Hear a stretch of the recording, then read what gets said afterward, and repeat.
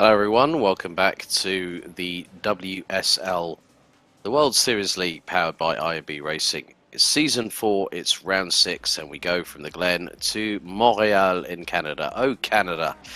And it's a great track. It's the iconic Circuit Gilles Villeneuve, and it's 4.31 kilometers, 14 turns in all. And it's Alex Goldschmidt returning back after a week off, following on from a very busy spell in continental Europe in real life, and I'm joined once again by my good Scottish friend north of the border. A very good evening, Mr. David Christie. A very, very good evening, Alex. How could you leave me alone with these absolute maniacs? That's what you did. Listen, we had a whole heap of chaos kicking off last week. We had thrills, spills, crashes, and many, many tears before bedtime, but we'll get to that through the course of the evening. I think first, we'll have a little look at the championship standings. Yeah, let's first of all turn our attention to the pro class, and it is Harry Wills leading by just a slender of margins, just one single solitary point ahead of Ryan Koprowski. Dean Timms rounding out the top three, covered by 30 points, with Dave Menino and Luis Colon rounding out the top five, covered by 66 points. Kai DL and Paul Busby round out the top seven. Paul Busby absent for the last couple of rounds, but doesn't look like, I'm wondering if he is actually here, doesn't look to be the case here tonight. Dan Tenorio, Sean Ryan and Carl Boss rounding out the top 10 in the pro class. And in Pro-Am, Chase Wilson looks to have extended his lead with both Ashraf El Haddad and Justin Delano equal on points on 349 apiece. Stephen Martinez, John Traynor, Chris Long, Justin Ristow, Gary Brown, James Nunn and Jeremy Littleton rounding out the top 10. And then we head over to the AM standings, and it's just two single solitary points. Following on from what happened at the Glen, looks like Andrew Rasmussen didn't have a good time out there and got a post-race penalty. Actually got a disqualification if I remember correctly. Braden Melling and Michael Fowler just 2 points adrift, with Daniel Florea and Matthew Plaisance rounding out the top four. Rick Swan completing the top five on 326. Andrew Rasmussen, the Illinois driver, having some good run up until last time out. He now is level on points with John Casey, Andrew Hewitt, Charles Michel and Jason Arensberg rounding out the top 10 positions. But this circuit here, a very different kettle of fish to what we had at Watkins Glen last time out, David. you know, 14 turns, a lot of slipstreaming opportunities, a lot of hard braking zones, and of course the iconic Wall of Champions. It certainly is. I mean, we saw that earlier on tonight. What we saw was a very different affair from what we've had before. It's a measured affair tonight. The pros seem to have the knack of just being very, very patient. Very few overtaking opportunities here, Alex, tonight at the Circuit de Gilles Villeneuve, and you're really going to have to take your chances when they come. First 10 minutes, I think, are going to be absolutely crucial in both these races. Yeah, it's a 25-minute sprint race, and then it's a 50-minute feature race. So here are your respective grids: Kai DL and Harry Wills on the front row, Ryan Kaprowski and Dave Menino with Wilson Brewer and Dean Timms rounding out the slender 6-strong pro grid. Chase Wilson taking pole position in the number 13 Wilson Racing Lamborghini. Will have Gary Brown from Vulture Motorsports alongside, followed by Jeremy Littleton and Errol Yuruksoy, with Chris Long and Justin Delano rounding out the top 3 rows. Jeff Carollo and Ashraf El Haddad row 4, with Andrew Hewson and James Nunn rounding out the top 10. John Traynor and Justin Ristow rounding out the top 12 in the Pro-Am class.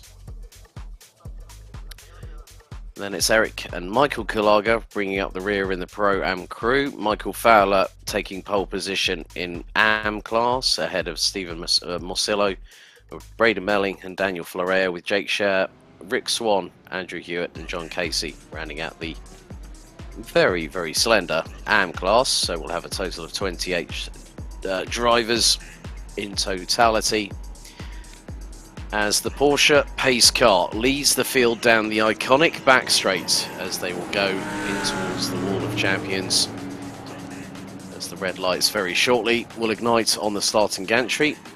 Porsche pace car pulls into pit lane, and now we're going to get ready for battle. DL and Wills on the front row. It's an all twisted affair at the front of the pro field. Flames spitting from the back of Dave Menino's McLaren MP412C. Red lights are on the gantry, and the lights go out. DL gets the initial jump on everybody. Kaprowski and Menino going into battle into turns 1 and 2. Wills having a fairly decent start in second position. Oh, bit tail happy there through the first couple of corners for Dave Menino in the McLaren. So then we're going into battle for the Pro-Ams. Chase Wilson and Gary Brown leading the way. Wilson gets a brilliant start in the lovely pink and white liveried Lamborghini as the field makes its way through the first couple of corners. They make their way through in towards turn 3. One more crew, one more grid, and that's going to be led by Michael Fowler, who's picked up a win this season. The number 54 Twisted Racing Mercedes takes the initial advantage ahead of Braden Melling. Morcillo rounding out the top 3 positions as they make their way through the opening salvo. First 60 seconds or so, David, and Menino already trying to put the feelers out on Ryan Kaprowski, but no dice happening into the far part of the circuit. No, but there is a certain Jake Scherer that's facing sideways onto the track there. That's not really going to do his race much use there just now. Listen, this is exactly what they need to do. The first sort of 5 minutes or so, it's going to be all hell breaking loose with cars trying to make their way up here. We saw this in the first race earlier on tonight. We've got Andrew Hewitt and I believe that was Andrew Hewson, crashing out there as well. So there is just absolute nonsense going on in this first 5 minutes, but this is where you have to go. You have to pull the pin now, Alex, if you're going to start moving. Andrew Hewson definitely trying to keep things, well, he's just lost out to Justin Bristow, and the first victim of the Wall of Champions, Jeremy Littleton from Canada in the number 31 car. That Ferrari looks rather second-hand on the front of it as he tries to reverse the car backwards. Bristow having a battle again with Hewson going into turns 1 and 2. Traynor not too far behind either. But looks like it was terminal damage, possibly for Littleton in the number 31 Ferrari. So his first race of the evening has already come a cropper. Rick Swan in the meantime pulling away from John Casey, closing in on Andrew Hewitt in the number 7 car that rounds out the top 5 positions. Hewitt has already made up 3 places. A little bit of ascent here by Corollo on Traynor through the chicane, and Corollo gets ahead. Nice movement from the Lamborghini there. In 10th position in the class, Chris Long battling away with Ashraf El Haddad for 5th place, but also Justin Delano in the Porsche is just in front thus far. So the first 3 minutes have elapsed, and Rick Swan in the number 14 BMW trying to close in on Andrew Hewitt in the number 7 Porsche just up ahead. This is at the back end of the field as Traynor and Corollo again. Well, I think that's Kulaga actually this time. That's going to be Eric Kulaga in the 66 Lamborghini. It's just pulled ahead of Traynor as they come through down the back straightaway, side by side, a little bit further back, and this is for the overall race lead. Harry Wills has got past IDL, and now the Mercedes could really use some of that 6.2 litre naturally aspirated V8 power down the main parts of the straightaway, well, main straights. So at least they can try and pull a gap on the rest of the opposition. But interesting thing, David, KDL is still with Harry Wills. The gap is less than 0.4 of a second. Yeah, the two teammates are going to be holding on well as they come through the second half of the circuit here. KDL obviously just wanting to stick with Harry. Harry has usually good pace in the first couple of laps, and then kind of all falls away towards the end of the race. We'll certainly see what happens with that one, but also fascinating to see little battles with the AMs as well. I'll tell you what, the running joke, Alex, since you missed it last week, is that the AMs were, you know, shouting to get some more coverage on the old stream here, and I never heard any complaints last week because it's all we saw was of the AMs and the chaos that was going on.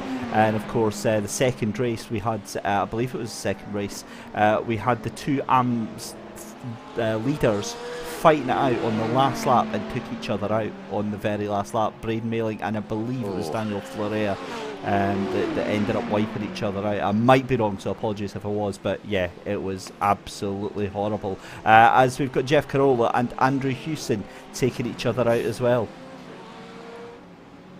Oh dear, carnage always happens in Canada, doesn't it? It really does. It looks like it's going to be a run from quite far back, Alex. Oh, the Danny Ricks school end. Here we go, and biff. Oh, a little bit of a turnaround, and yep, Jeff's not going to be looked favourably upon by the competition, let alone the race stewards either. Good lord! Right, do you remember what I said about Harry Wills? Oh no! Do you remember what I said about Harry Wills just 5 minutes ago? What did I say about Harry Wills? Yes, you did. Yeah.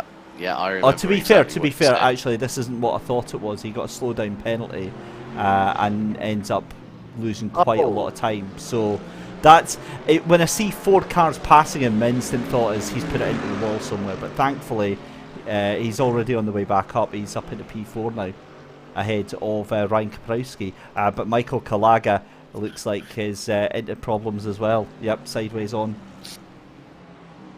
Oh dear, it was going so well at the Red Bull Ring for Kulaga at one point, and here at Montreal it seems to be the number 82's nemesis, I'm afraid, and we're only 6 1/4 minutes in. Harry Wills on the comeback trail, yeeting the car over the curbs through the chicane that leads into the Wall of Champions, as Dave Menino and Wilson Brewer now embroiling in that battle for P2.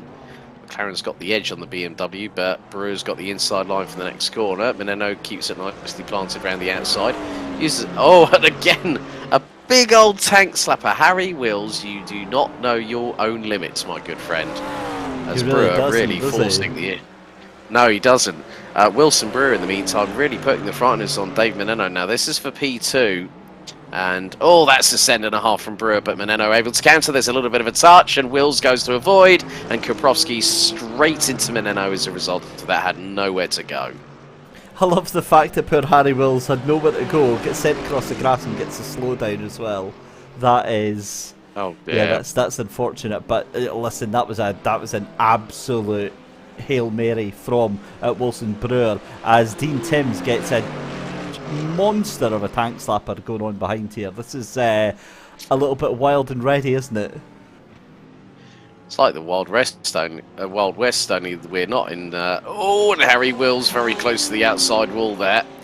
Rick Swan getting closer and closer to Andrew Hewitt in the number 7 Porsche. Now this is the battle for P5 in the AM class, as Michael Fowler has already pulled out a 1.7 second advantage over Braden Melling, the ERS by Skyline Designs BMW M4 GT3. Let's ride on board with the Canadian driver if we can, as we are towards the back part of the circuit. So you can see the indicator speed and gears selected. So we're going to be hitting over 140 miles an hour, which we do now, hard on the braking zone, down from 5th all the way down to 1st gear. 65 kph was the apex speed. Now he's starting to stretch the legs on the BMW M4, and already with just over 8.5 minutes completed, there have been more spins than Kylie Minogue on a good day, I'm afraid. But Braden Melling, hard on the brakes, 252 kilometres an hour going into the final chicane. Drops the car down to around about 3rd gear and about 140 kph, so scrubbing quite a significant amount of speed. And more dramas for Dave Meneno. Oh, it's not been a good one for the McLaren tonight, I'm afraid. We're going to have a look at the replay. So coming through into the chicane, and he's going to hit the brakes hard, and yeah, back end just steps out to the right hand side, and he's lost it, Captain. He doesn't have the power.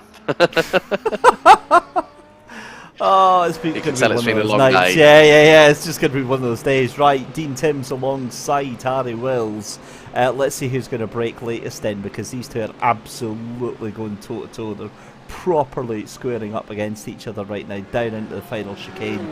I think Harry Wills might get the better run out of that corner there. He might do, depending on how sternly Dean Timms decides to defend on this particular occasion, heading into turn 1. And both neatly make the apex. There's Dave Meneno, about, well, nearly 20 seconds back from the dearie me. Now Dave Meneno, he might be repairing some damage, and he might have some very, very well flat spotted tyres after the donuts display that we just had. Rick Swan and Andrew Hewitt are really having a nice little battle here, aren't they? They're about 0.6 of a second apart, but the number 14 BMW was close at certain points, especially in the braking zones. The BMW seems to have a good set of brakes here. It really does. It's a fairly well planted car here as we see them coming into that final chicane. It really does do quite a lot of things well. It's just not amazing at everything. Michael Kulaga into pit lane as well there. So yeah, look, it's a decent car. I like it because it's fairly steady. It's a nice simple car to get used to. And Dean Timms goes late into the corner there and gets caught out by Harry Wills, who's now straight up into 3rd place. This is I get the feeling one of these two is going to end up in tears here. Yeah. My ears are burning whenever the words Harry Wills are mentioned when it comes to battling, because he either ends up on the good side or on the very, very bad side. Just look at the amount of curves he's taking. As that was Wilson Brewer. Now, did Wilson Brewer smack the wall of champions? I think he might have done, because that car was very, very slow indeed. As all the 2 Lamborghinis, Kulaga and Corolla nearly have a moment. Corolla goes exit stage left and puts 2 wheels on the grass. That was a very lucky escape for Corolla. Currently he's sitting in 10th position. Oh, and it was a massive hit. That's an F right there. He's done. It's big F in chat, and that's a real shame for Wilson Brewer. Jeremy Littleton, in the meantime, has managed to get recirculating again. Yeah, that was a proper launcher into the barriers inadvertently. Now going to see a moment here with Rick Swan, and he's going to come into the braking zone. Oh, that's going to be a bit too much. Oh, he was so close to the back bumper of Andrew Hewitt, but he managed to avoid turning the Porsche backwards and into the wall just on the outskirts of the hairpin. There's a big old runoff area there. Errol Yuriksoy running P3 in the Pro-Am class, and isn't too far away from the 49 Vulture Motorsports Porsche of Gary Brown, whereas Chase Wilson has just scarpered away. I think he's ended up in Alaska now, let alone being here in Montreal. He's looking so happy in that Lamborghini. It's not the car that I thought would have been the one to do it. Now, what has happened to our race leader? Because Kai DL coming out the final chicane there looks to have come into some problems there. He's 6.7 seconds up the road, if you can believe that already, Alex, ahead of everyone. Yeah, he's now going to go hard into the braking zone, and he's going to go a little bit wide. Yeah, just under the brakes and the back end trying to step out to the left-hand side, and Kai DL was having absolutely none of that in any way, shape or form. We are now past the halfway point of this 25-minute sprint race, 13 minutes and 20 seconds elapsed so far, as Dean Tim's now closing in on Harry Wills, going through into the chicane, and Harry Wills looks a little bit more settled for the moment, I might add, because every time we sing Harry Wills' praises, normally something else drastically happens afterwards, which we've seen many a time. Errol Yuriksoy is still being handled by Justin Delano. Ashraf El Haddad has made this a three-way scrap for third position. These three drivers covered by less than a second at the moment, but Ashraf El Haddad looks to be closing on Justin Delano rather quickly. He certainly does, and again, you've only got 10 minutes in which to do it. The problem with that is that chances like this, Alex, are so few and far between with Errol Eriksoy in front. The problem with it for Justin Delano is if he even thinks about trying to make a move there and he gets it wrong, he's going to be left vulnerable to Ashraf El Haddad just behind him as well. So what do you do when you're in this position? Do you go for it? And given that it's only going to be for third place, do you need the points? If you need the points, then absolutely, but if not, just settle down and get yourself in for a good finish for race 2. Yep, coming up to very shortly being 15 minutes elapsed as Delano goes a bit straight on at the chicane, and now it's three abreast coming out of the chicane itself. I'm wondering if Justin Delano got a slowdown penalty as a result of that, but Ashraf El Haddad in the meantime has managed to slingshot past Errol Yuriksoy for P3, so the Porsche having the legs on the BMW around here at the circuit. A little bit further back, John Casey now closing in on Rick Swan. Still Andrew Hewitt ahead of them in the number 7 car, so still all to play for, even though we've got just under 10 minutes to go. What a start it's been for the evening of Michael Fowler for Twisted Racing Team. 2.5 seconds ahead of Braden Mailing and Stephen Marcello in that third position. He's really been quite commanding in the lead of that AMP battle. And quite honestly, Alex, on a night like this, with a track like this is exactly what you want, isn't it? Just to be drama-free, out in front and away from everyone. Yep, that's very much the case, David. So Fowler has got nearly a 2.7 second advantage ahead of Braden Melling. Morcillo running at the top 3. And Florea, Hewitt, Swan, Casey and Scher. Still all 8 drivers from this class, which would be the AM class, are still circulating as Michael Fowler makes his way into the hairpin. And still this battle rages on between the likes of, well, it's now going to be involving Hewitt in this instance. So yeah, it could be anyone's guess what's going to transpire over the next best part of just over 8 minutes of wonderful flat-out GT3 racing here in Montreal in Quebec. This train still being led by Hewitt with Swan, Casey and Scher not that far behind. I mean, credit where credit is due in regards to Scher now actually making his way up the order and not really giving a second hesitation if the door is wide open to facilitate an overtake, David. Absolutely, and I mean that's exactly what we're still seeing here as Casey tries to defend there against Rick Swan. And the problem with that is that obviously Rick Swan's just going to have the inside line yet again, just as I was saying earlier. It leaves you vulnerable to those cars behind. The thing with it as well is with another 8 minutes to go, or sorry, 7.5 minutes left to go in this race here. We're at the stage of the championship where you need to be fighting tooth and nail for everything. As we see Scherer firing up the inside there, that was a brave move, and fair play to John Casey there, Alex. He gave him enough room there. He saw he was going to overcook it into that corner, and ended up giving him the space, but it's still not over. A little bit of squeezing going on down into this hairpin there. You're always going to see a little bit of contact here. This is not over, and into the wall, bang. John Casey is sent flying. Sorry, that was Scherer that was sent flying by John Casey. Oh, dearie me. Yeatsville ahoy, please no Punterino would be Jimmy Broadbent's slogan if he ran for office over there. Can have a look at the replay now.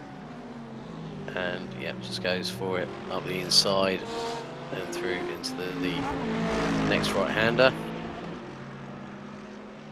This is going to be a precarious position where this happened as well. So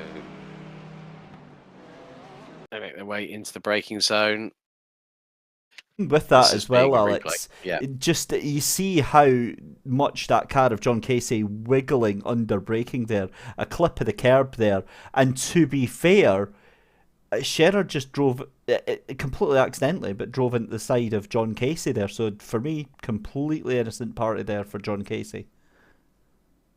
Being classed as an inadvertent racing incident there as well, because there wasn't really much to.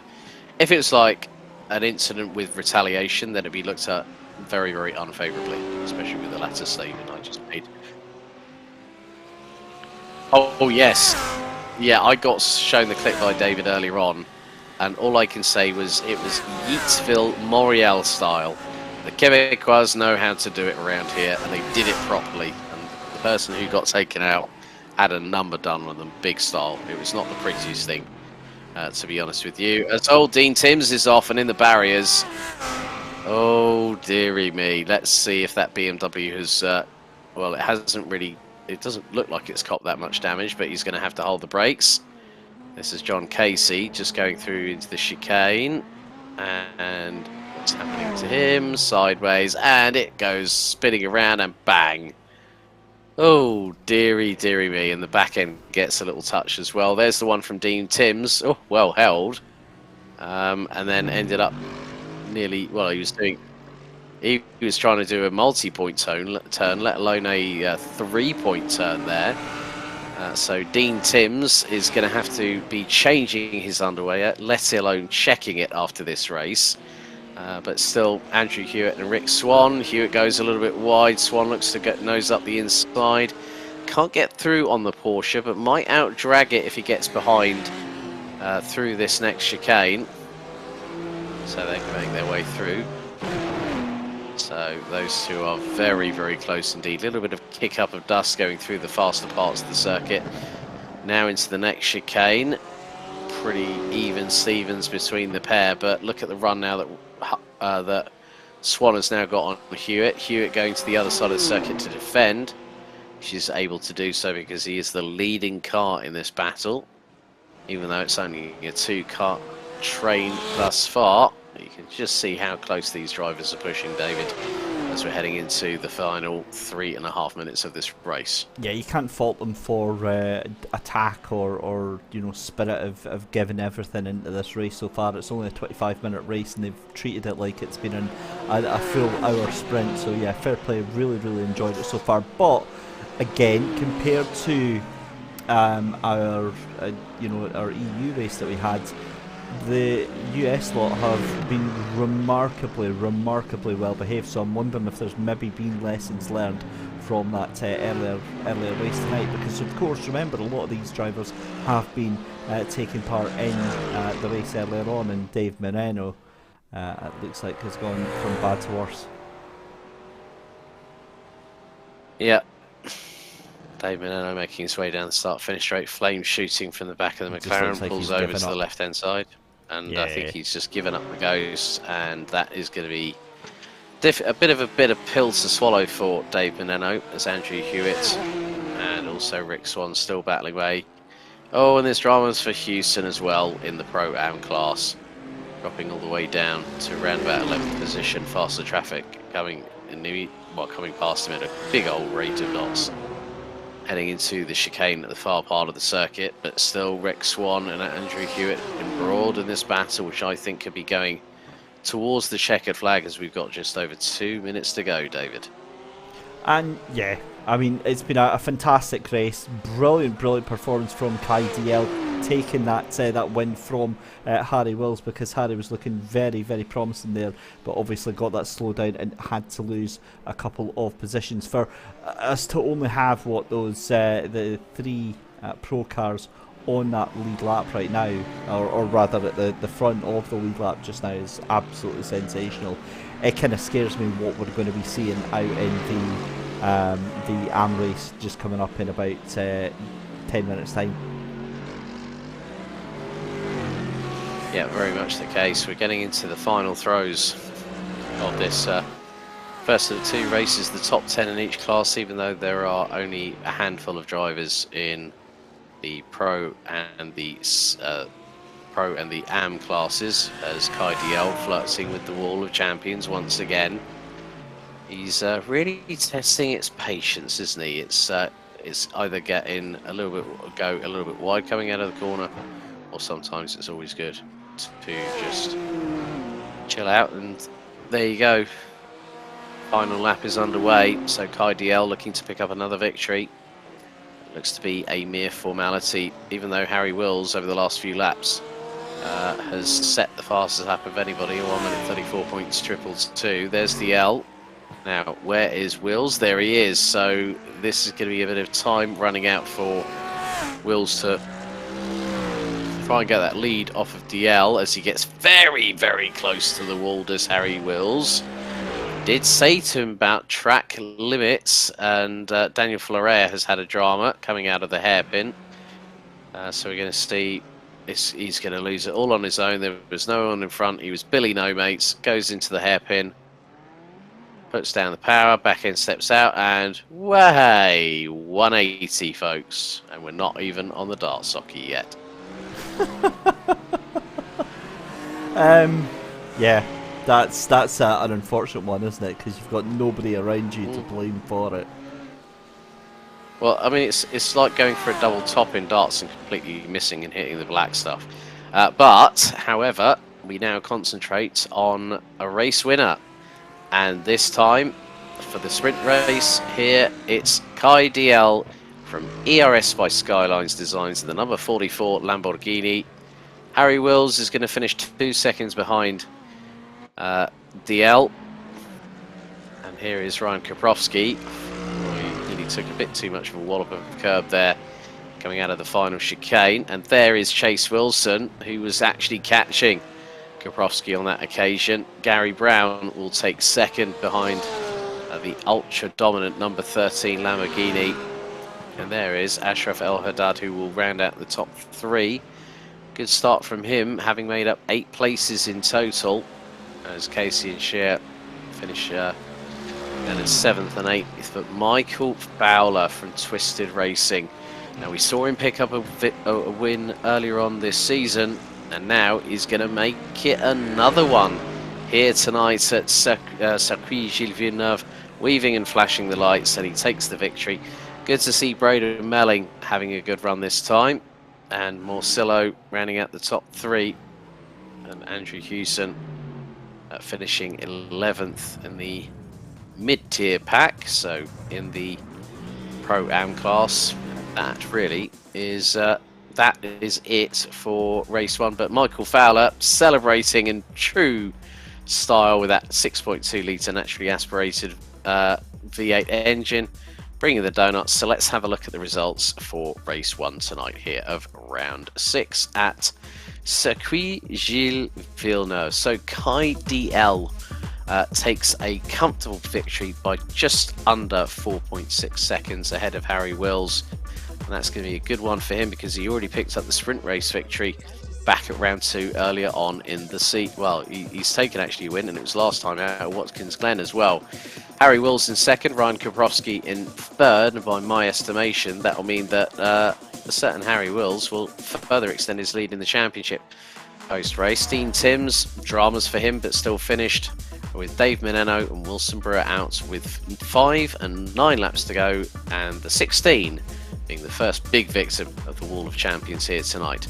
Chase Wilson makes it another victory this season, and the number 13 looks to be unassailable at this point in the season, ahead of Gary Brown by just over 10.8 seconds.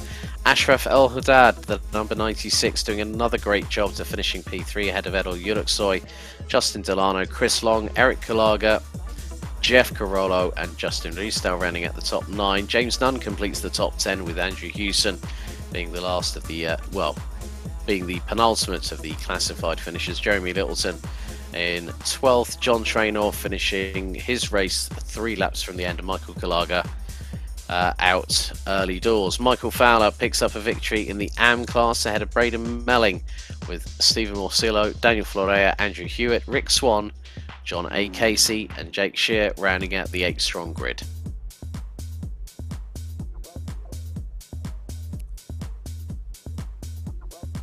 Well, it's time to bring in some drivers. So first of all, let's bring in our overall race winner. Let's bring in the number 44 of Kai DL. Kai, well, I thought you scared me there, Dave. Yeah. Kai, well done tonight. Another great way to kick off the evening. Got a great start, and just kept it going right up into the checkered. A nice way to start the evening, wouldn't you say? Yeah, it's a good start. First of all, I'd like to thank Twisted for the season and taking me on board this year. But yeah, the race was a little bit entertaining, a little bit high pressure. At the start, Harry just snuck in behind me, and he got a good run, and he was just behind me for a bit. Then he made a pass on me, so I knew I was going to have to dial some stuff in. So I made some changes to the Lamborghini, a couple ABS changes, traction control changes, and I decided just to stick behind and see where it goes. But he made a mistake in Champions Wall, and I got a slowdown penalty. So I knew that was my time to just break away and stay clean for the rest of the race. Unfortunately, I made a small mistake, but still came out with the win. I also got a slowdown in the I think turn 12. But other than that, he was really hawking down. He was coming quick. So I knew I had to stay clean, not make a mistake. If I made another one, he definitely probably would have got me there, and I would have to go super defensive. Yeah, indeed. Well, Kai, that's another sprint victory this season. One back at round 4, and also last time out of the Glen.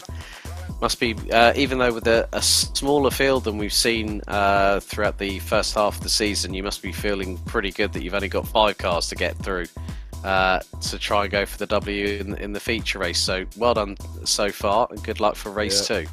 Thank you. Okay, well, a big thank you to Kai there. Let's bring in Michael Fowler. It's another win for the number 54. Let's see if we can have a chat with him, Michael. Another race victory this season. Well done. Congratulations. Thank you. Thank you. It was unexpected. I wasn't expecting to have good pace today.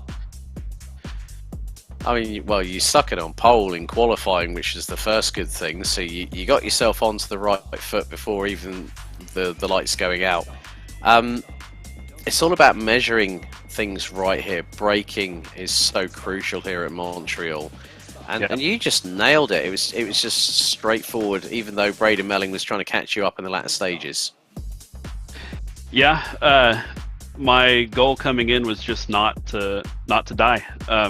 I didn't have very good practice, honestly, and after last week, I just needed points, and so I took a safe approach to the race, and so far it's paid off.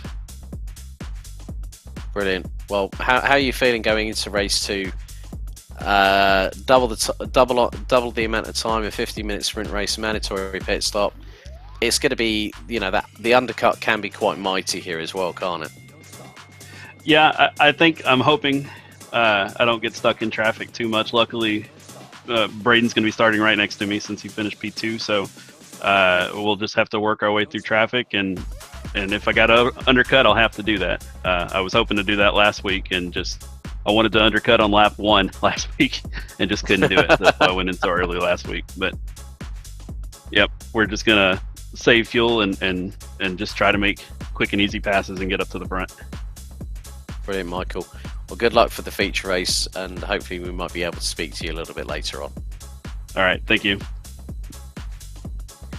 Well, let's bring in the Pro-Am class winner. Another win, Chase Wilson. What's your secret to your success apart from having that wicked livery on that Lamborghini?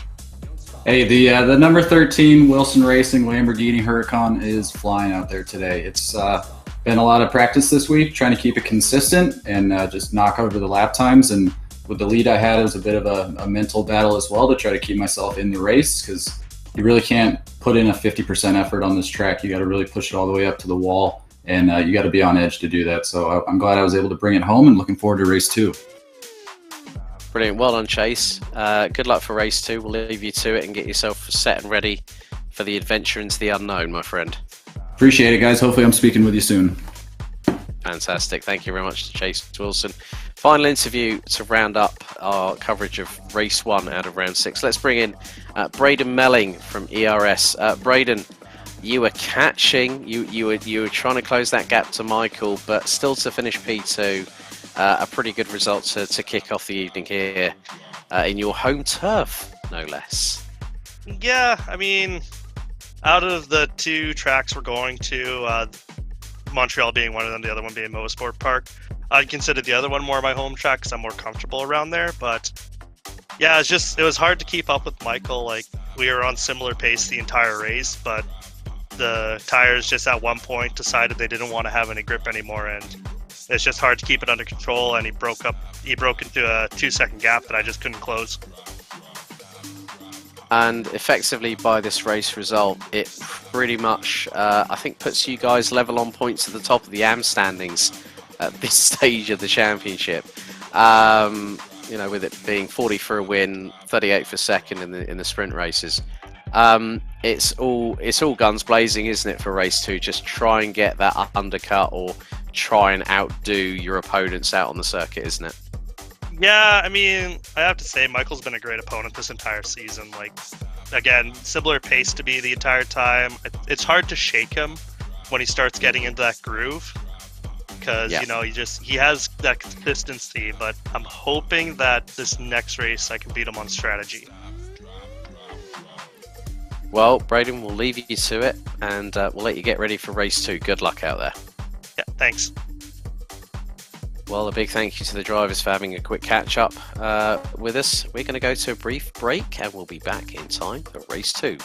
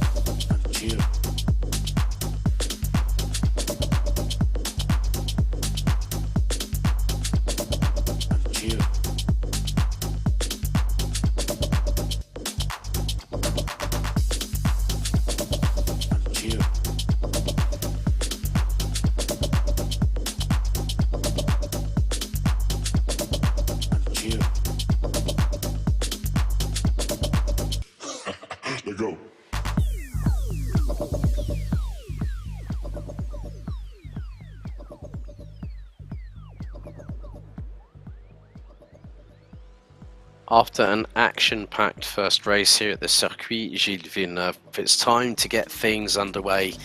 We're going to gravitate towards a 50-minute feature race with a mandatory pit stop here at this 4.31 kilometer 14-turn circuit that is infamous through its wall of champions that we saw with Wilson Brewer having a bit of a moment earlier on in the pro class. But with 18 degrees air temperature, a 30% chance of 30% humidity, a very minor wind, we're going to have a look at the grids for race 2 here tonight for round 6 of the season.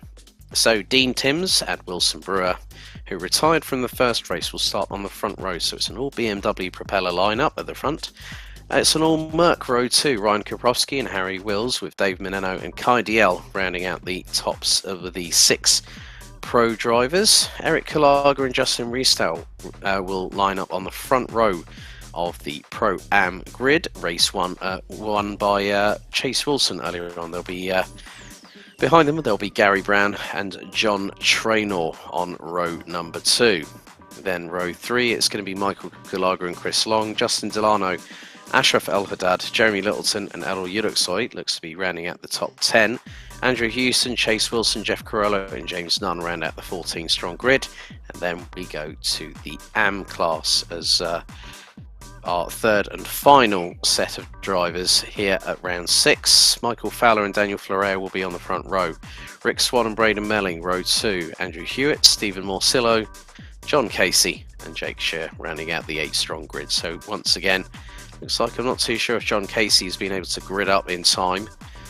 But we're going to get underway with the customary 2x2 side-by-side rolling start. So it's Timms and Meneno on the front row. Porsche pace car bringing the field down Casino Straight, or the Droit du Casino here in Montreal, and then they're going to go into turns 12 and 13. The Quebec wall, also known as the Wall of Champions. Porsche pace car peels into pit road. Red lights very shortly will ignite on the starting gantry as the field makes their way through the Wall of Champions chicane. So we're about to get up to racing speed once again as flames shooting from the back. Exhaust pipes of Dave Meneno's car. The red lights are on the gantry. The full revs now go into prominence, and this time the lights go out. Meneno gets a brilliant start as Koprowski looking up the inside of Timms through into turns 1 and 2 for the opening time into the into center corner. And now it's Nunn and Ristow on the front row of the grid for the Pro-Am class, as they now will start to accelerate very shortly. It could be that Nunn gets the jump on Ristow going into turns 1 and 2. A 14 strong grid, the biggest contingent here out of all 3 classes in the US field here tonight at Montreal, and Nunn gets the customary good start. Ristow might have Corello looking up the inside through into turn 1, but the Mercedes holds steadfast at the moment. Someone's trying to go around the outside through turn 2, and it's nearly 3 abreast coming out of the corner, heading into turns 3 and 4 at the next chicane, but Jake Scheer will be leading ahead of Andrew Hewitt in the AM class, and Scheer looks like he's made a very, very good start on the Mercedes, the 6.2 litre naturally aspirated V8, catapulting the 3-pointed start in front of everybody else into turns 1 and 2. Hewitt's coming under attack from Swan. Hewitt runs a little bit wide coming out of turn number 2. Altogether, some very, very clean starts there from the entire field. As we look at the massive gaggle that's happening here, Ashraf El Haddad has got Kulaga and Yuruksoy trying to go side by side into the chicane. As now Koprowski is battling away with Harry Wills going through into the chicane, and Wills has tagged the wall, and Koprowski bounces off him like a pinball, and that's going to allow DL to get through on all of them and hopefully take P3 going into turn 1. So up until that point, you're going to see now that Wills had Koprowski to his outside. Wills turned into turn number 12 and went way too hard over the curbs, and Koprowski just glides off the side, left-hand side of the twisted Mercedes, and Harry Wills coming a cropper already in this early stage here, David. You hate to see it, do you? You really, really do hate to see it. However, it is still all kicking off. You've got Ryan Koprowski, you've got Wilson Brewer, Kai DL and Harry Wills at the back of this group here as well. So it really is all to play for, as you said. Chris Long fighting with Justin Delano as well. And again, this is like what I said, the first 5-10 minutes of this race. This is your prime chance for making up some positions here. Yeah, and they don't want to go a bit too much. They don't want to go side by side too often, as we're seeing with Swan and Morcillo. Morcillo's got the inside run into turn number 1 and keeps it pinned to the inside. That was a nice move, and Swan backs out of it very, very strategically there. We know that in these feature races, you've got more of an opportunity to really strategize. It's like a GT3 game of chess here, especially this particular kind of circuit. One of 2 very fast-paced ones, especially with the one that we've got coming up for the 7th round next week, which will be Autodromo Nazionale di Monza. Corollo really having to battle with Ristow, and this is coming down to the hairpin, or l'épingle, as it's more commonly known in Quebecois circles. Montreal being a part of the Quebec region.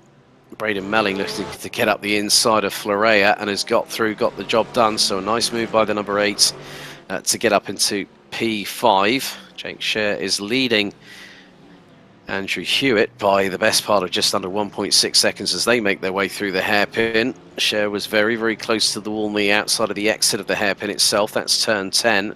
Now they go full pedal to the metal. They're going to be pushing close to 255 kph. Errol Yuruksoy's got race 1 winner Chase Wilson right on his case, and the Lamborghini really does look menacing, even if it's in that unbecoming sort of aggressive livery of that yellow and pink. White and pink. And there was now, was that a slowdown for Kai DL? I think that was. He was looking very, very racy, so he might have cut the track there. And DL's dropped off the back of the field quite considerably.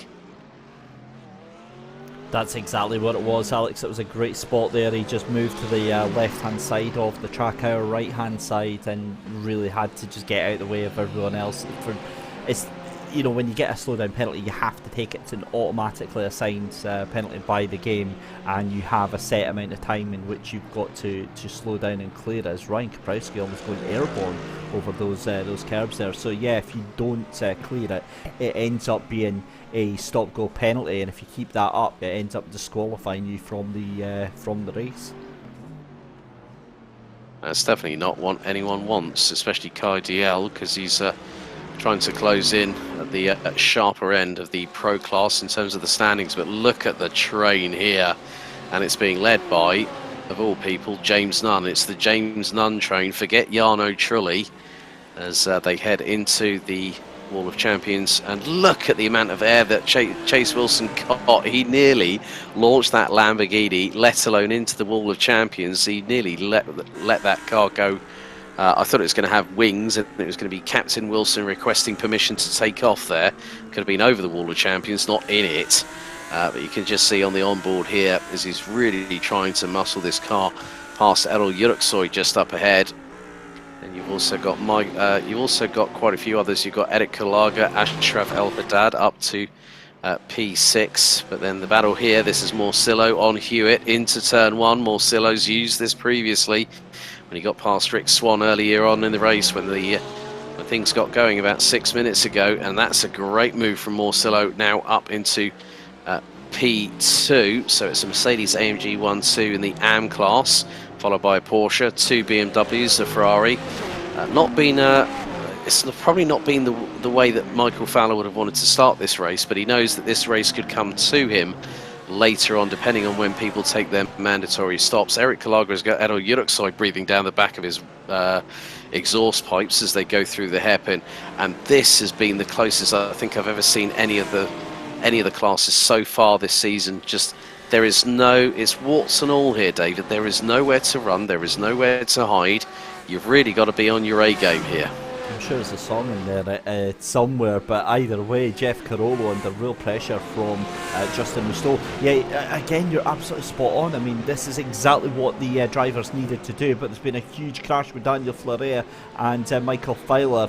Fowler, you can see just recovering off the back there. I think that actually might have been Rick Swan that got caught up in that as well. Justin Rustow has decided to send himself almost to the moon on that first corner there, and to be fair, he's having to keep that held right in at that first corner. Oh dearie me, Justin Rustow not having a great time here tonight. Ryan Kaprowski has got the all Larry and all crossed up. Harry Wills right behind him. Oh, that was close between Kaprowski and Brewer there going into the hairpin. And how is Harry Wills going to respond? Well, he's going to have to slot in behind Kaprowski as they go down in towards turn 11. It's a very, very fast right-hand kink here, and you can just see how close Harry Wills was to the wall. He's been flirting with walls all through the night, especially the Wall of Champions. Now he's going to try and see, can he get a good run coming out of this final chicane here? And look how close he was to the wall again. Harry Wills is going to come a cropper sooner or later. I've got a feeling in my gut that he's just going to push too hard. We've seen it before. But in the meantime, Chase Wilson has got past Errol Yuruksoy, who's now got Jeremy Littleton just behind in the Ferrari. Then we've got Fleuret battling away with Melling, Fowler, Swan, Casey bringing up the rear of that grid, but he's a long, long way behind. He's about a lap down, and there was a bit of a flash of the lights there from, I think, Braden Melling. As, again, now we're just seeing this great battle here. Littleton versus Yuruksoy. Yuruksoy trying to get onto the back bumper of Wilson, but Wilson's pulled a little bit of a gap. Now we've got Justin Delano and Jeff Carollo. We've got Justin Delano and Jeff Carollo battling away. Now this is for P2 in the Pro-Am class at the moment, but Delano is now nearly 2.2 seconds behind Nunn. Fleuret trying to close in on Andrew Hewitt. Braden Melling is there. Fowler's come back into this. I don't think it's over yet because we're now nearly 10 minutes in. You can see that we're running from dusk through into the night, and Fleuret very, very late on the brakes there through into turn 2. So he's going to try and see if he can get the run on Hewitt, but that Porsche is mighty in the twisty stuff. It has a disadvantage to the Ferrari going down the straights of this circuit, and you're going to see just how close they were all to the wall. Now this is the battle for 3rd, 4th, 5th and 6th in the class. So this is this is the AM class here. And Gary Brown getting his elbows out on Jeremy Littleton and gets through for 9th place through the hairpin in the Pro-Am class. So battles all the way up and down the order, David. And we're not even 10 minutes in, and there was a very near touch between Harry Wills and Ryan Koprowski going through into the chicane there. I think that might have been that would have been turns 3 and 4. So very, very close indeed. And Harry Wills would have possibly punted Koprowski into the shadow realm. It was a very, very good bit of avoidance there from Harry Wills, and just to measure those brakes and just get out of harm's way. Yeah, anytime Harry Wills is within a 1/10 of a second of you, for me, I'm filing a restraining order, because you don't want that car anywhere near you. He's just, I mean, he's so aggressive as well. And to be fair, 99% of the time he's a very fair driver. So you see Andrew Hewitt going side by side with Steven Marcello. Here comes Daniel Fleuret as well. This is the run down to turn 1 here, Alex. This could be a little bit of chaos, but thankfully they see the better side of it as they're trying to go around the outside as Braden Mailing. And you're kidding me, that Porsche might have tried to just take that position back from Fleuret. Yeah, because now Marcello's about 5.5 seconds up the road.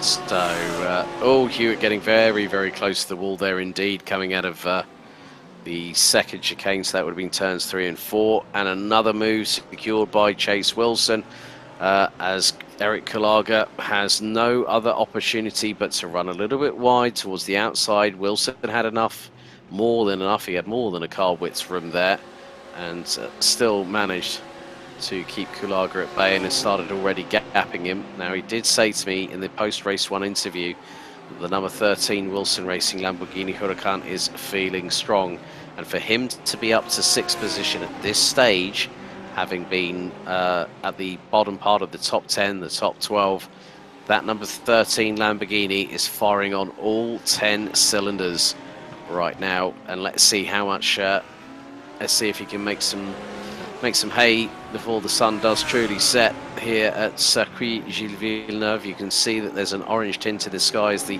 sun continues to fall down towards sunset, and Kulaga very, very close indeed to the wall out of turn number 4. Justin Delano is battling away still with Jeff Carollo. Carollo is about half a second ahead, well, it's about half a second behind Chris Long, holding station in 4th place, but Ashraf El Haddad in the Porsche just behind is just trying to close, but he's got Chase Wilson on his case, and Wilson looking very, very close, very handy indeed. And you can see now that Jake Shear, and this is the lead battle in the AM class, Jake Shear versus Stephen Morcillo, the 62, and that's a run wide from Shear. That is going to give Morcillo the opportunity to get through, but the 2nd place driver does not take the opportunity, did not fancy to take the opportunity on that particular occasion. So the battle resumes in earnest. It's Mercedes 1-2. Freya in the Ferrari rounds out the top 3. Hewitt in 4th in the Porsche. Then it's Fowler in 5th position. And still going through the hairpin, tighter apex taken by Stephen Morcillo, and now we'll get the opportunity of the slipstream coming down through out of turns 10 into 11, and keeping away from that wall on the right hand side, because that will send them across the side to the other side of the circuit and hard into the barriers. So they still have an opportunity just to try and keep things on an even keel. Keep away from those walls, because we all know that Circuit Gilles Villeneuve, once you make a mistake, it bites back hard, and that can end your race. John Casey is running about a lap and a half down from Braden Melling, who's dropped all the way down to 7th position. Jake Shear having a little bit of trouble getting the traction down out of the centre corner at turn 2 as they head into turns 3 and 4. First of multiple chicanes here, as all again, Shear going so close as they go through turn 5. The right-hand kink, and now Morcillo's looking up the inside through into turn 6, and he's got through and taken the lead. Brilliantly done there by Stephen Morcillo, and we look like we could possibly have a new winner in the AM class. But Jake Shear here, David, is right back on his case. He's not letting Morcillo go. Fascinating little battle here, and we're barely a quarter of the way through into the race, but some pretty bad news to bring you from the Pro-Ams right now. Achraf El Haddad, yeah, safe to say that it all went wrong, and that was Jeff Carollo. Oh dearie me, that was not what they wanted. But still, they're carrying on, pushing on, and Achraf El Haddad, we're going to see this now. This is into turn 6, and Carollo just loses it. Well, Carollo just loses. I think that was a little bit of contact from Achraf El Haddad here. So if we go to a different angle, and we'll try and pause this. You can see there. Oh, he did.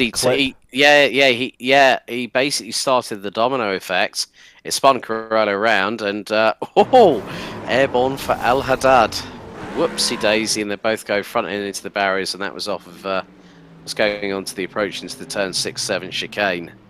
Not what you wanted, but still Morcillo not getting away probably as quickly as he'd hoped from Jake Shear in the number 62 Mercedes, but a great little dice. Chase Wilson having to avoid all of what happened in front, and he's now currently, he's going to go into 8th position if he gets this timed right. And the two Lamborghinis are going to touch, and sideways goes Wilson, and he's turned around, and Kalaga caught in the crossfire. Well, that was only going to end up in tears there. And did you see that? That was I did, mate. I did. That was one of the Ferraris giving, I think, Chase Wilson and also me a heart attack at the same time. But whilst things are kicking off up and down the field, Michael Fowler is steady making some progress on Andrew Hewitt. I have to give Andrew Hewitt a lot of credit here tonight, because he's actually been very competent, very consistent here tonight. And he hasn't lost his nerve, whilst everyone else is losing their heads at the minute because of the fact they're all wanting to get past. And we're only nearly 17 minutes into this race.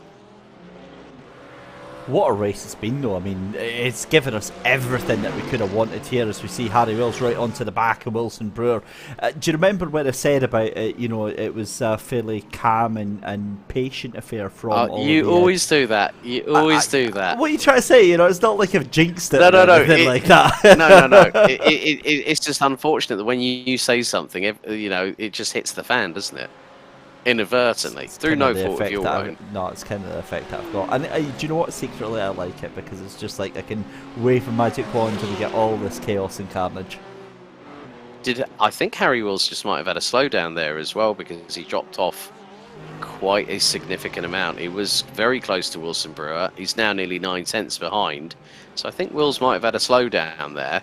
But he's going to catch that up in the next few moments or so, because we're not even into the first 2/5 of the race so far. What's happened to your pro leader, Jake Shearer, who was out in the lead of the?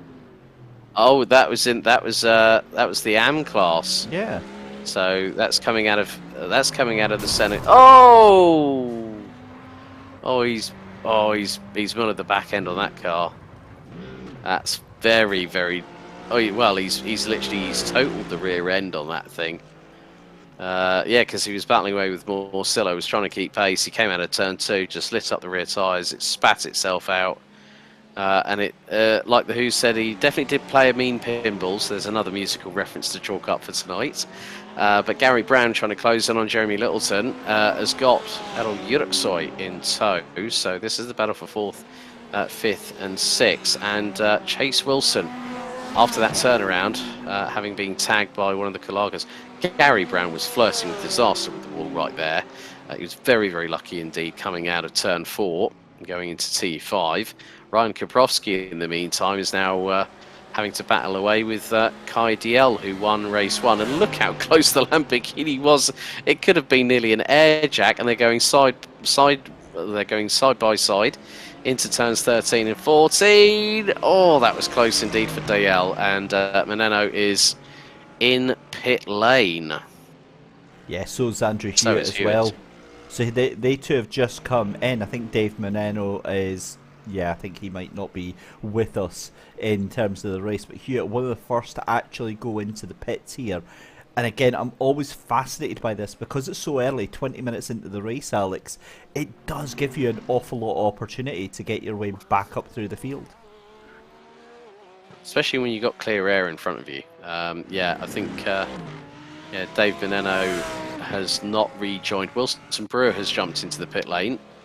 So this is Wilson Brewer here. This is going to go into the chicane. What's going to happen? Oh, he's tagged the wall. Oh, and Harry Wills has been caught up in the crossfire.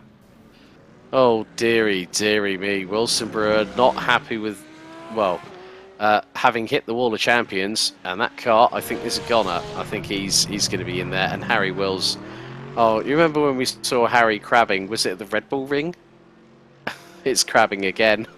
Oh no. Do you think he's got a work steal on suspension damage on that thing? He gets a free laser alignment with every fourth wrecked car. Oh. Oh my. Oh. Do we even comment on that? Hang on, let's see what he's done here then, right? So the car's already destroyed at this point, yeah, so it's obviously been on, yeah, on that It was hit. just like the weight, yeah, it was just that contact. And and Errol Yuruksoy's had dramas as well. Oh my goodness me! Oh, he's just got to wait. Have a sensible rejoin there, Errol. So we're gonna have a look here. Now this is gonna be into the chicane here. Now just keep your eyes on the BMW. It's gonna go right, and he's just lost. Yeah. Well, at least he kept it out of the wall. That was the main thing. Famous last words. Well, no, I mean the thing was, like, he scrabbled to get on those brakes. Jeremy Littleton in the number 31, another Canadian in the league. So good to see that both, well, quite a few of the drivers who are part of the Canadian nation, including Jeremy, including Braden, having two home races because we will be at Canadian Motorsports Park for November 30th. So, yeah, Littleton, I think his race is done. El Haddad, his race is done. James Nunn now has got... Oh, where on earth has Justin Delano found all this pace? I mean, we saw him earlier on. He won a race in the Porsche, and it's giving the Lambo a run for its money. Now, that's something I didn't quite expect tonight.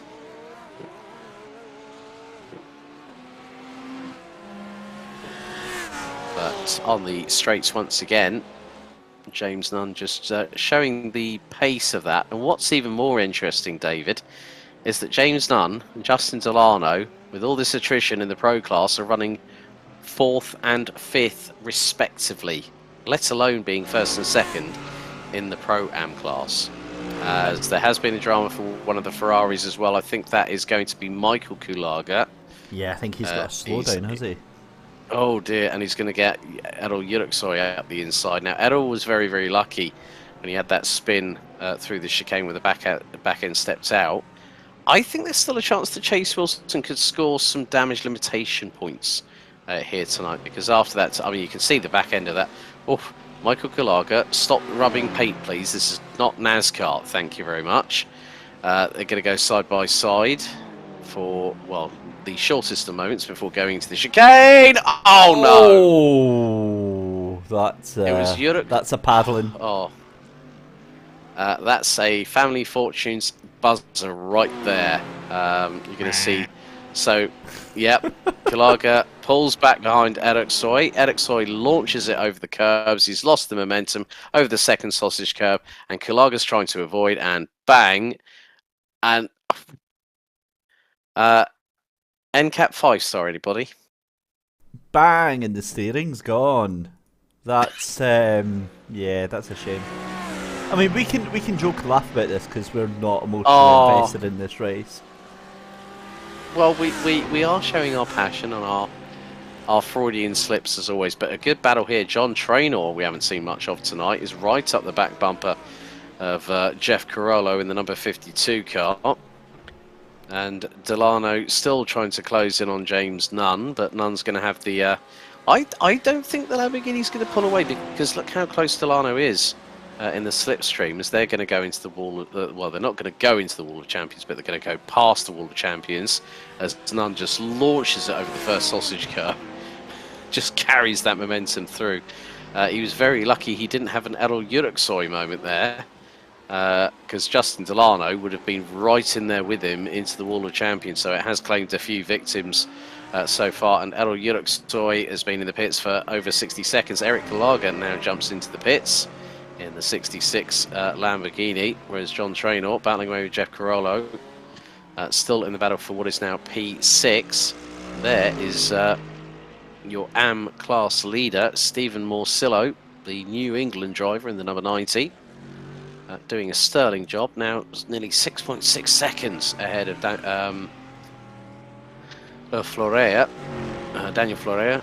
As now we go back to this battle. This is Corolla versus Trainer once again. The gap was 0.3 of a second. They're now heading into turns 6 and 7 at the chicane there, before the run through towards turns 8 and 9, which is the next chicane just coming up through past this part of the circuit, as we're currently into sector 2.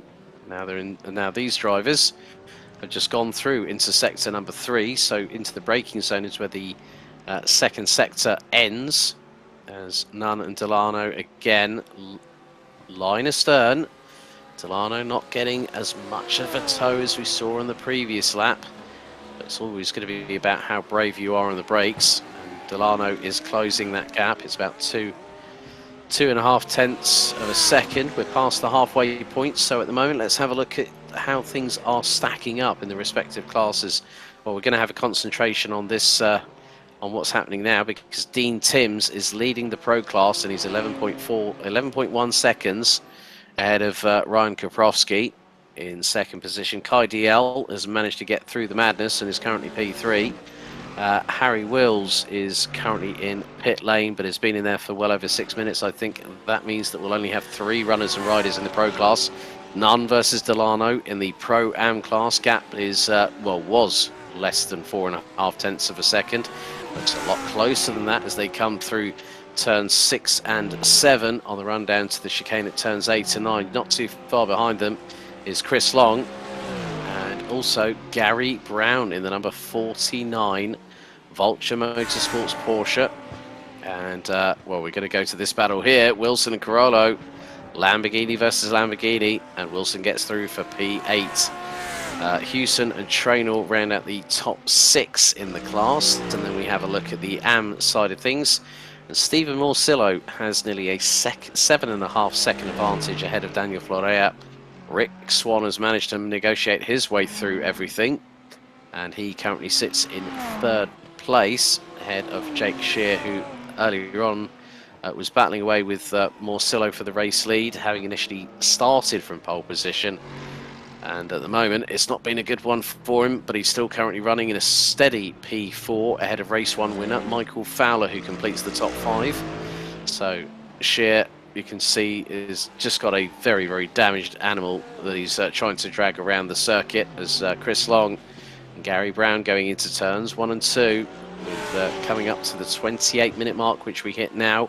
Nunn has got Delano breathing all over the back bumper of that Lamborghini Huracan GT3 Evo, and again they both are so close to the wall, and they are just threading the limit of adhesion through turns 3 and 4, now into 5 and 6, now into 6 and 7. And again, Nunn still has the number of Justin Delano, but Delano got a great run coming out of turn number 7. They're going to head into turns 8 and 9. If the Porsche can carry the momentum through, it could set him up nicely for the hairpin. And we ride on board with James Nunn. There is Justin Delano, headlights ablaze on the Porsche, just behind. And Rick Swan has just opted to jump down pit road as they go into the hairpin. Delano still waiting for his opportunity just to put the pressure on. The Porsche spools up the rear tyres and it kicks out the back end to the left-hand side. So now Delano's got to do all that hard work again. He's making it look so straightforward just now, though. I mean, Delano with that car has got so much pace on it right now, but it's one thing having the pace, but you still have to absolutely be able to make the move as cleanly as you possibly can. Also saying that Michael Fowler has had the car into a bit of mischief here, so let's see what's happened with him.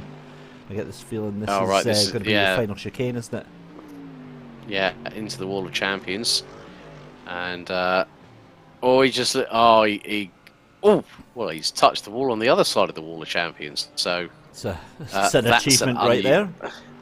That's an unusual place to hit the front end in. So hopefully that's not done too much damage to the front end of it in terms of the steering and the suspension. But Nunn and Delano are catching Fowler. Florea now pits from P2 in the AM class. So wonder how long. I mean, pit stops are ranging anywhere between 12 seconds and 23 seconds as Chris Long has got Gary Brown. Gary Brown going nearly 2 wheels on the grass. Now this is heading into turn 8 and 9 into the chicane. Long just able to carry that momentum through, and they both, well, Gary Brown was that close to scraping off the paintwork on the right-hand side of the Porsche. Justin Ristow has now got Chase Wilson closing in on him into the same part of the circuit. Wilson has to back out of it, go through, and see if he can seize another opportunity. If he can get a good run coming out of here at turn 9, he'll get a possible opportunity to go through into the hairpin. And Wilson parks the car to the outside. Ristow goes defensive. They've got Traynor just up ahead. Let's see if Wilson can carry that momentum through. Not quite yet on this particular occasion, as we're now over 30 minutes into the 50-minute race. Right on board with the number 13, Wilson Racing Lamborghini Huracan GT3, as they're going to go into turns 12 and 13 here at the circuit. And you can just see how close it is between this trio. And that's a great run from Chase Wilson. He's trying to position the car to the inside of Justin Ristow on the run down to turns 1 and 2. Can the Lamborghini get through? He's going to go late on the brakes. That's a great move there from Chase Wilson. He manages to get through before turn 2. And Ristow was powerless to do anything against it. Wasn't he just? That was a beautiful move, all set up there from Chase Wilson on the exit of that final chicane there. It was on the run down through turn the start finish straight. That's where it all happened for him. The problem with that, though, is the fact that he leaves himself almost vulnerable to that car in front, and Jeff Carollo going from bad to worse here. Oh dear. He's going to have to hold those brakes. Manages to get the car going again, and oh well, that was not part of the plan. I think that steering's... Yeah, I think he'll be out. He'll have to crawl that back to the pit lane, and that'll be all she wrote, I'm afraid, for Jeff Carollo. And now, Chase Wilson, that's going through into the hairpin up the inside of John Traynor. That's for P6. Nice move again. 2 positions gained. Pretty much within the circumference of 1 lap of this circuit here at Montreal. Now see the headlights are really shining, because the you know what they say, David? Red sky at morning, shepherd's warning. Red sky at night, shepherd's delight. But there's been a turn. That is Chris Long, and that was Gary Brown. I'm not too sure if they had a little bit of a touch there going through into turns 1 and 2. You're going to see Brown trying to go, well, he's gone round. That was Hewitt, and now into turn... Oh no, Chris Long just lost it all on his own. Too much curve on the inside of turn number 1, and he just pirouetted himself around as I think that was Jake Shear coming out of pit road at the same time. I love the fact that Jake Shear comes out of pit lane, just watches that car, is like, okay, you do you, mate. I'm just gonna go and do my thing. That was a big shuffle in the background. I think that might have been, was that John Traynor that had a wobble there? No, it wasn't actually. I was no,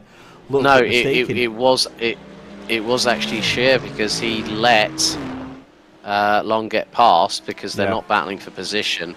Yeah, and he had a little wobble, and I think he might have just clipped the wall ever so slightly, even though the back end of that Mercedes is still very badly battered, I'm afraid. You can see that how much it's been stoved in. Excuse me. You're right there, Alex. We're going to have to send a search party out for you. Getting a little bit concerned for your welfare there. Let's check what happened. I'm fine. I'm fine. It's all the excitement, isn't it? it's just too much for you.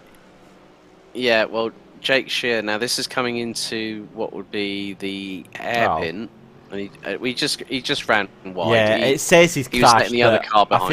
I feel let down by that one. Yeah, well, he's now parked it into the pit. So has Chase Wilson. Chris Long has probably not only just gone in for a pit stop, but also to change his underwear after that spin.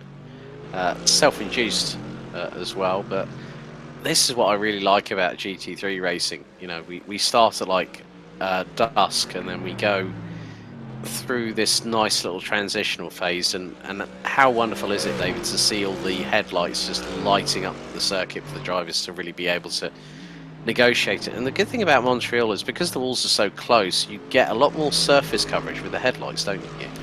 You do, but also because it's a gradual change for the drivers won't notice a thing. They'll get to like 10 minutes before the race is done, and it's like, oh, it's dark now. How did that happen? Whereas they've got no recollection of the past 40 minutes of it starting to get darker and darker and darker. And to be honest, with 35 minutes left, 35 minutes gone already here, Alex, I'm struggling to figure out where the tonight is gone. It's like ships passing in the night, David, or when time flies when you're having fun. There have been a few changes at the moment because Kai Diel's in the pit lane and he's just about to exit it. 13.95 seconds in the pit box, so he'll now rejoin. Also, Dean Timms and Ryan Kaprowski also pitted on the same lap, and Diel has got that looks to be Justin Delano, doesn't it? I think that he's just passed. And Delano now. I was just about to say that's a really good observation. That's exactly who it is, because right behind them, and yeah, I think that's exactly where they've come out on the track. Yeah, that's Gary Brown, not too far behind them either. Ristow has just pitted. Hewson's just been in the pits for just under 14 seconds in the box, so he'll be making his way out. Jeff Carollo has also gone into the pit lane. Justin Ristow is in the pits at the moment. 15 seconds for the number 30. And now makes his way out of pit lane. So, yeah, Justin Delano could be picking up his second victory of the season so far. But at the moment, Delano, Brown, Freynor and Morcillo have yet to serve their mandatory pit stop. We're going to have a... Oh, Harry Wills has started to try and get going again. Now, is this crabbing? Yes. Oh dear, that car is not tracking true. Harry Wills, you've been in the pit. Now, how long was Harry in the pits for? Harry was in the pits for 15 minutes and 50 seconds. And still nothing's right on that car.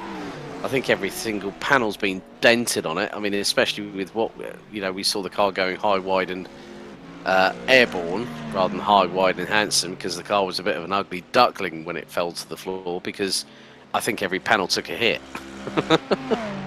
I still think it's a beautiful looking car, honest, car body positivity and all that. Well, we'll have to see how Harry gets on, and is he going to have any more dramas. But yeah, it's getting a lot darker now. You were very, very right that, with 12 minutes still to go. Justin Delano yet to pit. Traynor and Morcillo have pitted, and they're both exiting the pit lane. So, Jeremy Littleton trying to close in. That's Chris Long. He's got in front of him as well, so that's the battle for P4 in the Pro-Am class. And Littleton just trying to do what he can. Oh, bit of a mistake there from Chris Long, and Jeremy Littleton gets through, and that's a nice move there from the number 4. But I think as Long's had a slowdown. Long's had a slowdown, otherwise he wouldn't have been that far back. But he did make that mistake, so whether that caused the slowdown as a direct respect of that happening. Justin Delano from the Pro-Am class lead now pits. And we've still got, David, 11 minutes to go. We know that anything can happen in motorsport, and it usually normally does.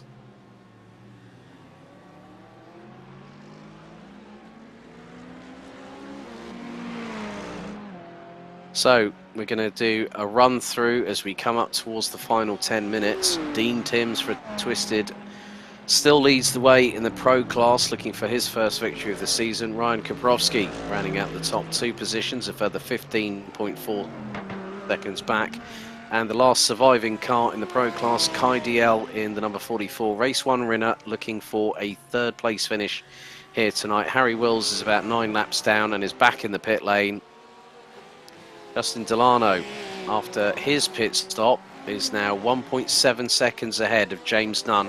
Now, Justin Delano currently running P4 overall, Nunn in 5th overall, and also Gary Brown has shown a real good amount of purchase in the number 49 Vulture Motorsports Porsche, and he's closing in on Nunn as we are now reaching 40 minutes out of 50 completed, 10 minutes to go here in this race. And Stephen Morcillo has carried on with the business at hand. He's 15.3 seconds ahead in the AM classification, ahead of Daniel Florea from Twisted Racing, the number 20 Ferrari. Braden Melling looking to keep the championship lead. It was equal in points by my estimation between him and Michael Fowler. Fowler's not too far behind, about 1.3 seconds adrift of the number 8 from ERS by Skyline Designs. And Rick Swan in 5th position is about 18.7 seconds behind this battle for P3 and P4 in the AM class. And what a fantastic race we've had so far. Yeah, we had a fair bit of chaos and a fair bit of drama, but it's really gone over very, very nicely indeed. As you said, just 9 minutes left to go in this race, and we're watching James Nunn with, that is going to be Gary Brown right on his tail coming into turn 1. And this is exactly what was on about. Look at how dark it's starting to get there now, Alex. It's going to become a very, very different place here in about 5 minutes' time. It is indeed, but you can just see how quickly things can change on a sixpence, and that's exactly been the case here at Gilles Villeneuve, named after a legend in Formula 1, particularly with Scuderia Ferrari, as Nunn goes a little bit deep under brakes, going through into turns 6 and 7. Chase Wilson is closing in on Andrew Houston in the number 40, and Wilson's right there. They're going to try and go into turns 6 and 7. Wilson having to hold back, waiting to see if Houston makes a mistake, but at the moment, the 6th place BMW. And look at Wilson now, he's going to go side by side, and he's going to pull ahead. Now, this is going to be into turns 8 and 9. Who's going to be bravest on the brakes? It is, of course, Chase Wilson. That was a great move. He teed him up nicely for that. Beautiful. And listen, it feels like a bit of a cliche, but we say this all the time, don't we, Alex, about it's never just an overtake. It's always set up like 5-6 corners in advance to get the run. And drivers, you know, you're having to think 2-3 corners ahead here, as we've got a change for P2 in Pro-Am. These two fighting it out, and this could be contact. It is contact. Yeah. Oh, and there's more contact as well. Oh, dearie me. Gary Brown centered up the inside. We saw that last week, Alex, where the drivers just keep their foot in. And you can tell, you can understand why, right? There's contact there, and you're like, oh, for God's sake, and you want to just try and keep going. But it always happens. They keep their foot in, they recollide again, and they end up costing each other even more time and even more damage. They were pinballing off each other quite significantly, and what that has done is that has brought 2 other parties into the mix. So we're going to see this coming back into race. So you can see they're side by side now going into turns 13 and 14. Brown's towards the outside. Nunn sends it over the curbs. Brown's turning in. And now he takes the sausage curb. You're going to see the first touch here on the left rear of Nunn. Nunn is sideways, tries to control it. Now Brown's got nowhere to go, clatters into the front left. Now there's going to be a further touch because, oh, that's not what you want at all. And they both go synchronized spinning onto the start-finish straight. And Nunn turns around, and so does Brown, within literally not even feet of each other. And you can see how much damage the cars have suffered as a direct result. But what this has brought into play is you're going to see now, well, this is Harry Wills still trying to run the number 95 into the grave, the 6-foot grave that he's already dug. It's going to be, well, I'm not even saying anything about that. I have never seen anything like that before, and that car has now got a 12-foot grave. Was there a banana skin there? I was going to say, did someone throw Mario Kart into the mix? We've now got the race leader. Now, this is Dean Timms. Now, this is going to be into turn 1. He's going to lose the back end under braking. Oh, dearie me. 180 degrees the wrong way. And reverses out of trouble. He got away with that one, did Dean Timms. He did have an extensive lead. And this is Harry Wills once again. Now, this time into turns 13 and 14. Oh! Spinneroonie a la Booker T. Oh, Harry Wills. Harry is such a glutton for punishment. No matter what he tries, he ends up being on the short end of the stick, and we just sort of like revel and laugh at his misery that he's suffering with right now. To be fair, it is quite funny though, so, you know, there's always that. Just a little word about our AM challengers as well. The reason we're not really giving them any focus just now is because they're all spread out. 16-second gap between Marcelo and Florea, another 12 seconds back to Mailing. Fowler, if he gets under 1 second, we'll pop the focus onto him. But obviously, when we've got cars that are, you know, very, very close to each other, we have to focus on the action, unfortunately. Yes, indeed, because now James Nunn is coming under fire. This is Jeremy Littleton. And now the Ferrari up the inside through into turns 12 and 13. And that was perfectly timed by Jeremy Littleton. And now he's going to be gunning after Gary Brown. And look at Chris Long. I think, well, what's happened is because of the damage that both Brown and Nunn have sustained in that impact, which we saw a couple of laps ago coming out of the final chicane, Littleton and Long were waiting for something to develop, and boy did it ever, because now Nunn is going to be possibly 5th by the end of this race. That car is not handling that well because of the amount of front and rear end damage that car has suffered, and Long is right there with Nunn, as that was probably Harry Wills keeping out of the way for good measure, just to be on the safe side. But yeah, I mean, the Mercedes is mighty, and when you've got a damaged Lamborghini, you don't want... Oh, well, Long's going the long way round, going through into turns 8 and 9. Has to hold back and wait for his opportunity. Could get Nunn going into the hairpin, or maybe into the final chicane. We're about to find out as Long pulls towards the inside. Was there a little bit of a touch? I don't think there was, but Long just tees it up nicely. There's Chase Wilson. Chase Wilson has come back into this. Now, he was down in 13th position after the moment with Carollo earlier on in the race, and now Chase Wilson has fought his way back. The damage limitation has been severely exercised by the number 13, and I think Wilson is going to get that P5. Nunn is a sitting duck in that damaged Lambo. Yeah, he is. He really, really is, and that's the problem when you've got cars like that. I mean, look at the pace that Wilson has got right now, trying to go down that start-finish straight here. This could, yeah, end awkwardly. Called it. Absolutely called it. And there's no need for that to happen. It's a straight. There's a wide straight. You can get 3 cars on that. There's no need for them to come to contact. It really annoys me, that. You know what that reminds me of? The incident between Sergio Perez and Felipe Massa when Perez was at Force India and Massa was at Williams. And no surprise there that Nunn's car's so badly damaged, he's pulled it into the pits and he's called it at night. But I think the thing was, I'm not too sure if Nunn actually just went a bit too overzealously, because he came out of the final chicane and it was all over the place. Wilson had the run on him, and it was fair game, I think, in my honest opinion. We're now going to see it from this angle here. You can just see there was the slices of touch, and it just sort of cannonballed into that domino effect, didn't it? It absolutely did there, Alex. And again, it's very easy for me to be hypercritical. That's kind of what I'm here for, to make it thoroughly entertaining. But let's see if we can have another little look here. So this is further back then. This is like earlier on in the lap. And again, you can just see the amount of aggro that the two of them are kind of teeing up on each other here. And then if we skip a little bit further on, we'll go and possibly Yeah. about here. So let's have a look here, right? And we'll see if we can go there. See, then I have to try and think about the Lamborghini of Wilson on the right hand side there, because it did look like that Lamborghini on the left of James Nunn was fairly static. It didn't look like it moved all that much there. No, I mean, that's a 50-50. It's too close to call on that one, but none has called it a night, and I'm not at all surprised because that's had 2 major incidents. He probably would have thought, yeah, I mean, the back end was all over the place. It was already crabbing.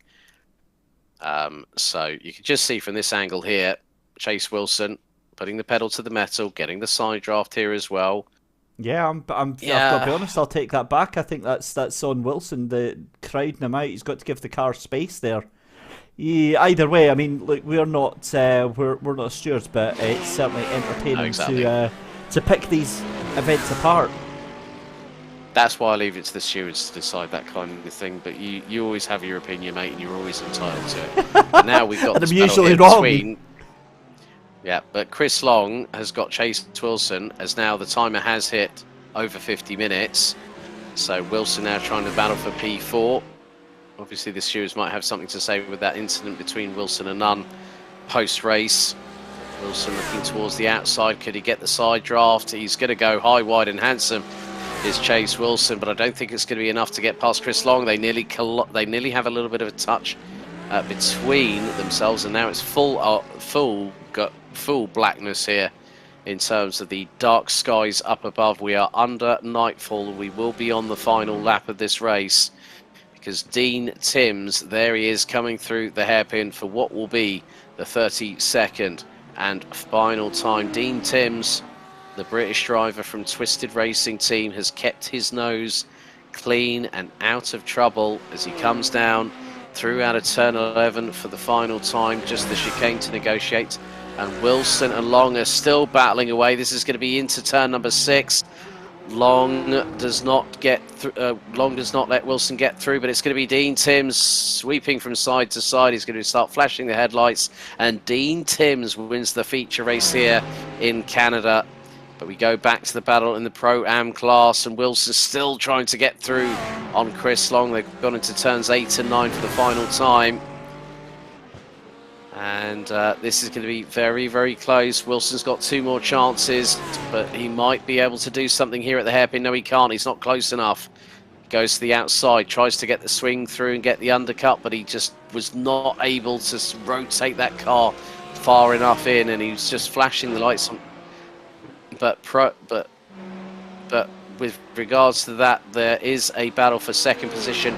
Justin Delano will take the victory in the Pro-Am class, but Jeremy Littleton really pushing Gary Brown towards the checkered flag, and it's going to be a Porsche 1-2 in Canada of all places, because Delano takes the victory, Brown takes second, Littleton in third, Wilson along duking it out, and it's going to be Long. It's going to be Long that takes fourth in the Pro-Am class. But Stephen Morcillo has been absolutely faultless the moment he passed Jake Shear in the first 15 minutes of the race. The number 90 from New England comes out of the final chicane, and it's a new winner in the AM class with Stephen Morcillo. What a job by him. Daniel Florea takes second ahead of Michael Fowler, who won the first race earlier on tonight. Braden Melling, it's going to be close between Fowler and Melling going into round 7 next week. But what a way to round out the evening, finishing under nightfall. And I'm just going to say that myself and David had just received a message from Harry talking about the condition of his car. Big F in chat is all I'm saying on that one. Right, so here are the results for IMB World Series, World Series League Season 4, Round 6 here. The feature race at Circuit Gilles Villeneuve in Montreal in Canada. Dean Timms takes the victory here in the feature race in the Pro class by just under 8.1 seconds ahead of Ryan Kabrowski. with Kai DL rounding out the third and final finisher. Harry Wills finishing 14 laps down. Wilson Brewer and Dave Menino unfortunately finishing their races respectively after significant damage. Justin Delano would take the win, and it would be a Porsche 1-2. What's more, a Vulture Motorsports 1-2, courtesy of Gary Brown. Jeremy Littleton rounding out the top three. It was all handbags at dawn between Chris Long and Chase Wilson in the battle for fourth, but the 97 car would finish ahead of the number 13 by not much, less than a tenth separating them across the line. Andrew Hewson and John Traynor, Justin Ristow, Eric Kalaga and Jeff Corolla rounding out the top 10. With James Nunn finishing 11th, Ashraf El Haddad retiring with just 7 laps to go. Errol Yuroksoy and Michael Kalaga out early doors in the race. And in the AM class, it was Stephen Morsillo, the number 90, taking his first race win of the season ahead of Daniel Florea, Michael Fowler, Braden Melling, Rick Swan, Andrew Hewitt, Jake Shear and John Casey rounding out the 8-strong grid, with Fowler and Melling going into Monza next week very much on even Stevens at the top of the standings.